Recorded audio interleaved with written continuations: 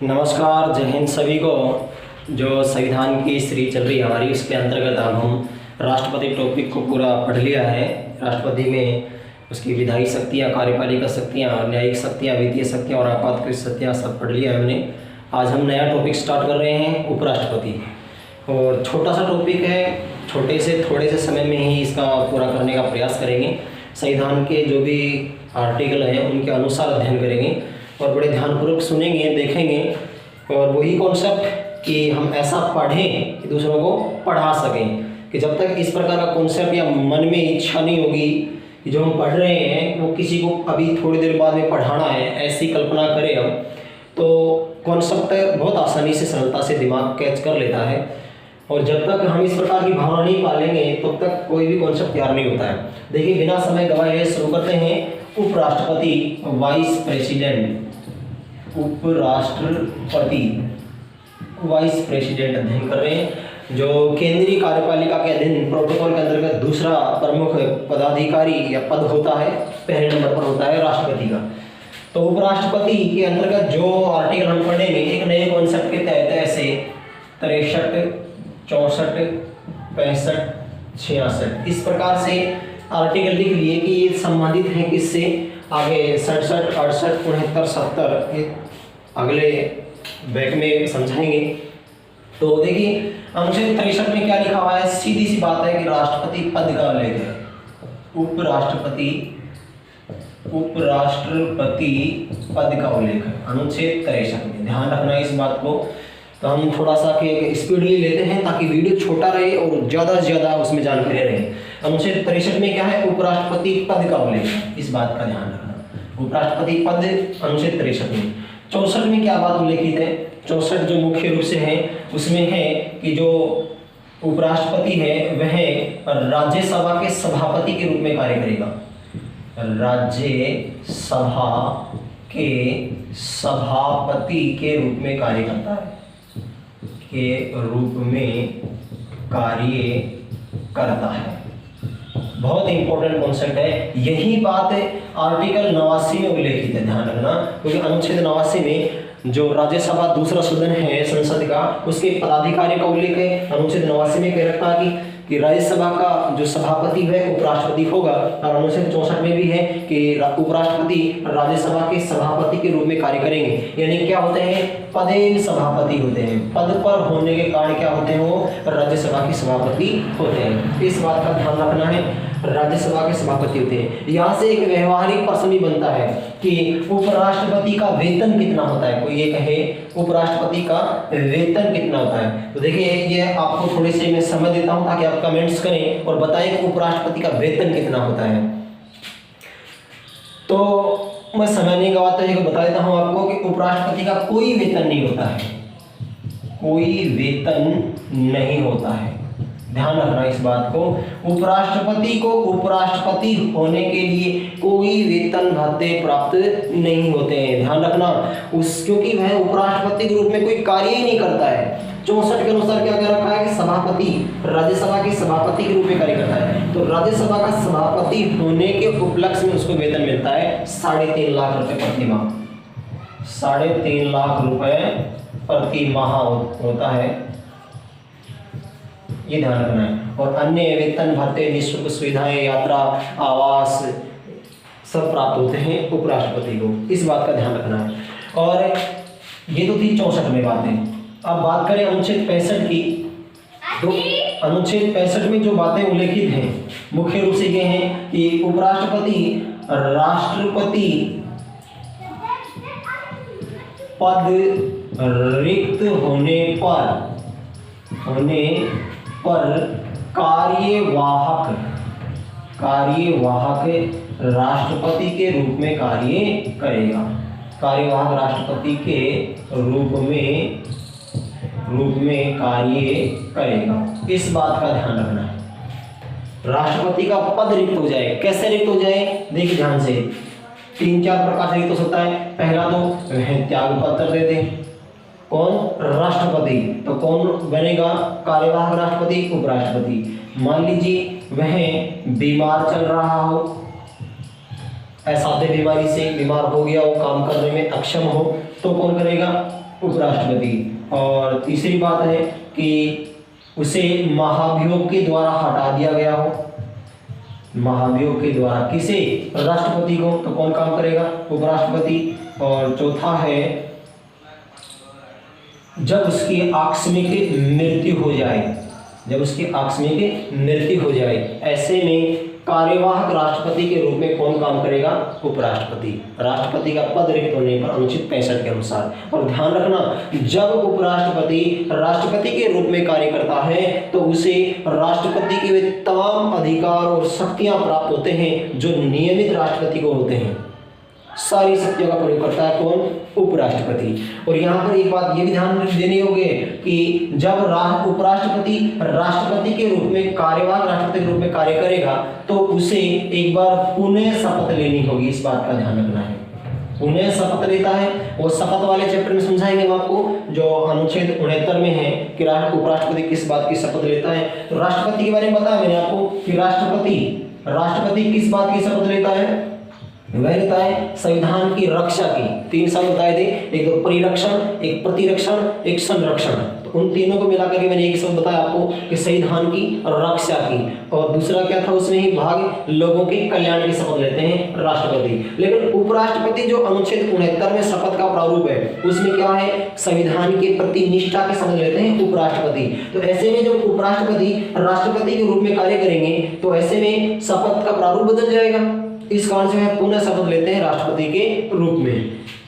तो एक बात तो ये थी, अनुच्छेद 65 में उल्लेखित है कि वह राष्ट्रपति पद रिक्त होने पर कार्यवाहक राष्ट्रपति के रूप में कार्य करेंगे। अनुच्छेद 66 की बात करें, अनुच्छेद 66 की बात करें तो अनुच्छेद 66 में क्या उल्लेखित है? तो अनुच्छेद 66 थोड़ा लंबा टॉपिक है, तो इसे मिला करके फिर समझते हैं।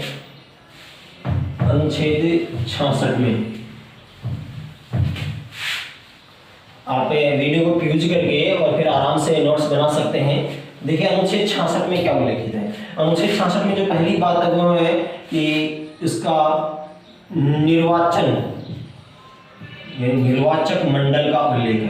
कॉलेजियम, जो इलेक्टोरल कॉलेजियम है उसका उल्लेख है कि राष्ट्रपति का, जो उपराष्ट्रपति का निर्वाचन होगा, क्योंकि उसमें आम व्यक्ति भाग नहीं लेते हैं, चुनाव कैसे होता है? अप्रत्यक्ष चुनाव होता है। यह किस अनुच्छेद में? 66 में उल्लेखित है। चुनाव अप्रत्यक्ष होगा, पहली बात तो ये। दूसरी बात है एक निर्वाचक मंडल होगा, एक निर्वाचक मंडल होगा। निर्वाचक मंडल में कौन होंगे? सीधी सी बात ध्यान रखनी है, एक ही मुख्य क्या है? संसद के सभी सदस्य।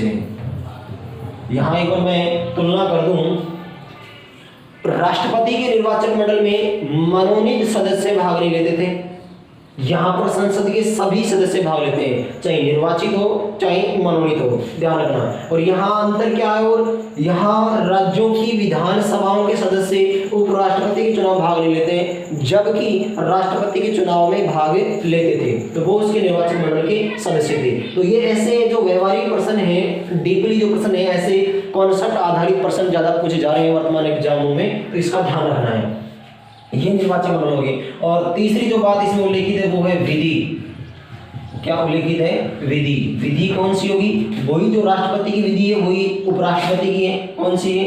एकल संक्रमणीय। इस संक्रमणीय को स्थानांतरीय भी कह सकते हैं। स्थानांतरीय, इस स्थानांतरीय को हस्तांतरीय भी कह सकते हैं। हस्तांतरीय। एकल संक्रमणीय यानी सिंगल ट्रांसफरेबल है। एकल संक्रमणीय आनुपातिक गुप्त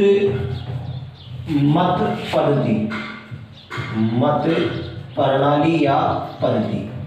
ये है क्या? विधि उपराष्ट्रपति के चुनाव की। तो ध्यान रखना, ये गुप्त शब्द राष्ट्रपति में भी है और उपराष्ट्रपति में भी है। जो हमारी राज्यसभा, जो संसद का दूसरा सदन है, और एक विधान परिषद जो राज्य विधानसभा विधानमंडल का दूसरा सदन होता है, उसमें ये गुप्त शब्द नहीं है, उसमें खुला मत पद्धति है। ध्यान रखना इस बात को।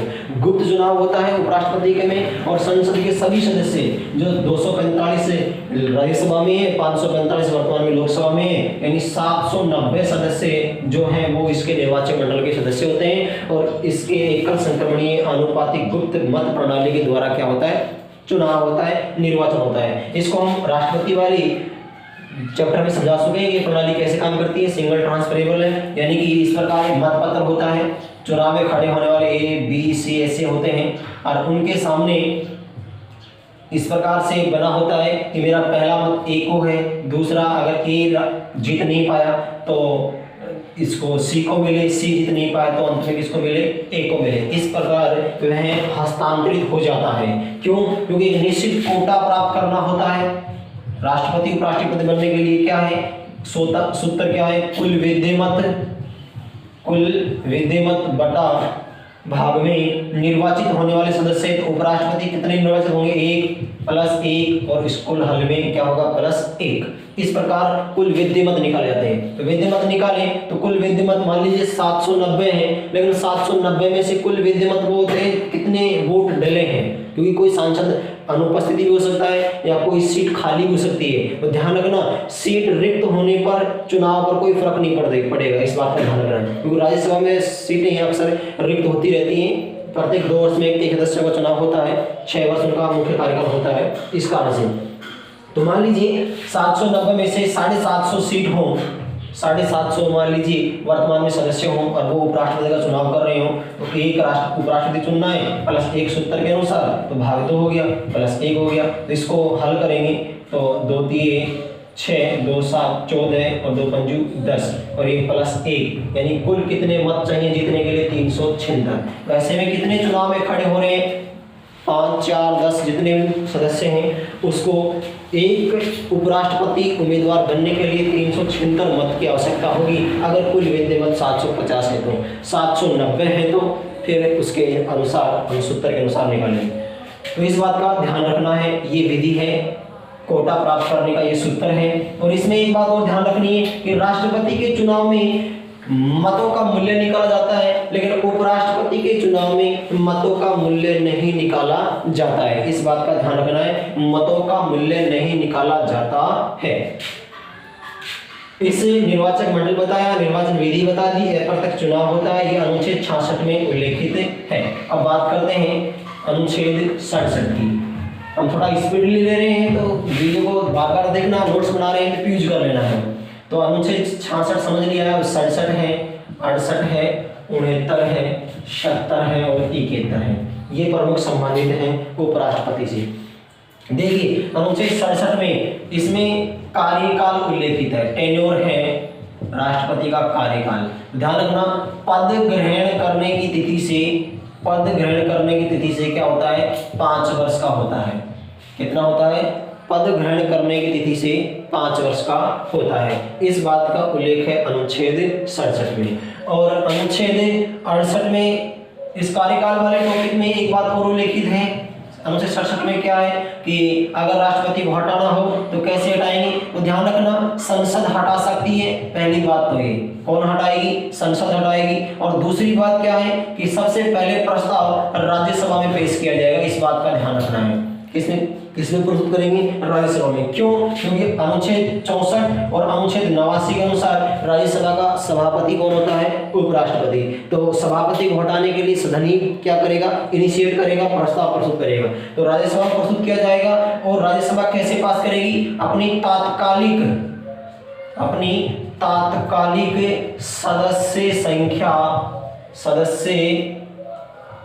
सदस्य संख्या का बहुमत, अपनी तात्कालिक सदस्य संख्या का बहुमत चाहिए। तात्कालिक का मतलब होता है राज्यसभा में 245 वर्तमान में है, मान लीजिए कुछ सीटें रिक्त चल रही है, तो जो सदन में तात्कालिक सदस्य होंगे, जैसे मान लीजिए कि 15 सीट रिक्त चल रही हो तो 15 घटा दें कितने हो गए, 230, तो इसका बहुमत चाहिए। मान लीजिए 10 सीटें चल रही हो रिक्त तो 235 का। तो इस प्रकार कुल सदस्य संख्या का बहुमत नहीं है, तात्कालिक सदस्य संख्या का बहुमत से राज्यसभा प्रस्ताव पास करेगी। फिर कहां जाएगा, लोकसभा में। तो लोकसभा उसे क्या करेगी, सामान्य बहुमत से अनुमोदित करेगी, सामान्य बहुमत से अनुमोदन देगी, यानी समर्थन देगी, यानी पारित करेगी। सामान्य बहुमत का मतलब ये है कि कोई भी सदन की बैठकें अगर आयोजित होती हैं तो न्यूनतम कितने चाहिए, 1/10। कोरम कितना चाहिए, 1/10, यानी 10% सीटें चाहिए।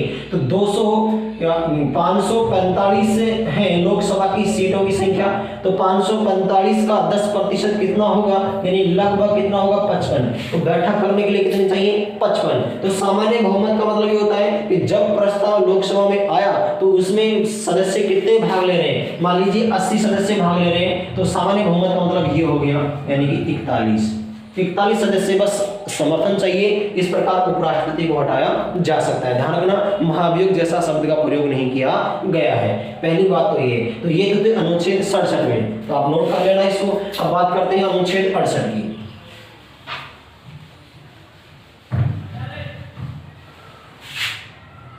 अनुच्छेद 68 में जो बात उल्लेखित है वो ये है कि चुनाव कौन करवाएगा। पहली बात तो ये भारत का जो चुनाव आयोग है, अनुच्छेद 324 में जो उल्लेखित है, अनुच्छेद 324 में चुनाव आयोग वह चुनाव करवाएगा। और चुनाव करवाएगा तो और क्या क्या शर्तें हो सकती है, तो यानी जो पीठासीन अधिकारी होता है वह कौन होगा, पीठासीन अधिकारी चुनाव करवाने के लिए। तो ध्यान रखना, एक बार चुनाव करवाने के लिए लोकसभा का जो सचिव होता है वह होगा, लोकसभा का महासचिव जो होता है वह क्या होगा, पीठासीन होगा। और दूसरी बार जो चुनाव होगा तब राज्यसभा का महासचिव क्या होगा, पीठासीन अधिकारी होगा। इस प्रकार उल्लेखित है अनुच्छेद 68 में। और अनुच्छेद 68 में ही बातें उल्लेखित है कि जो उपराष्ट्रपति का उम्मीदवार है वह 20 प्रस्तावक यानी कि प्रपोजर्स होंगे, प्राइमरी जो प्रपोजल होते हैं, तो 20 तो प्रस्तावक होंगे और 20 ही क्या होंगे, अनुमोदक होंगे। इस बात का ध्यान रखना है। राष्ट्रपति कितने होते हैं, 50 प्रस्तावक 50 अनुमोदक होते हैं। और 15,000 रुपए की जमानत राशि आरबीआई में जमा होगी। किसमें, आरबीआई में जमा होगी। और ये जमानत राशि कब प्राप्त हो जाएगी, जब कुल वैध मतों का 1/6 मत प्राप्त कर लेगा तो उससे जमानत राशि मिल जाती है, और नहीं प्राप्त करता है तो यह जब्त हो जाती है, रिजर्व बैंक ऑफ इंडिया में जमा हो जाती है। तो ये 50 यानी 20 प्रस्तावक 20 अनुमोदक चाहिए। 20 प्रस्तावक और 20 अनुमोदक कौन होंगे, ये जो निर्वाचक मंडल के सदस्य होते हैं संसद के सभी वो ही होंगे। जो 20 प्रस्तावक हैं वो अनुमोदक नहीं होंगे, जो अनुमोदक हैं वो प्रस्तावक नहीं होंगे। इसका मतलब है 40 सदस्य संसद के, जिन्हें एमपीज बोलते हैं, सांसद बोलते हैं, वो क्या होंगे, एक उपराष्ट्रपति के उम्मीदवार के सेकेंडर्स और प्रपोजर्स होंगे। इस बात का ध्यान रखना है। तो ये बात थी अनुच्छेद 68 में। तो हमने 67 को जाना कार्यकाल, और 68 में जाना इसकी प्रमुख अर्हताएं जो शर्तें हैं उपराष्ट्रपति की। अब हम अनुच्छेद 69 की बात करते हैं।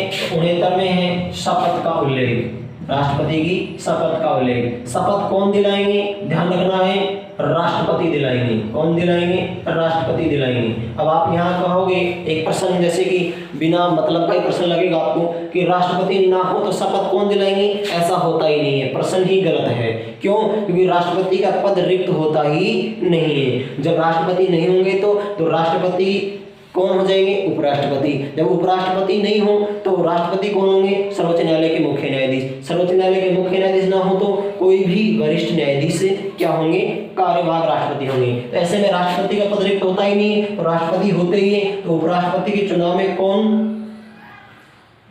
शपथ दिलाएगा, उपराष्ट्रपति को राष्ट्रपति शपथ दिलाते हैं। लेकिन किस बात की शपथ दिलाएंगे, अभी मैंने बताया था अनुच्छेद 69 में थोड़ी देर पहले चर्चा की थी, संविधान के प्रति निष्ठा की। संविधान के प्रति निष्ठा की शपथ लेते हैं। किसकी शपथ लेते हैं, संविधान के प्रति निष्ठा की, फेथ ऑफ कॉन्स्टिट्यूशन की शपथ लेते हैं उपराष्ट्रपति।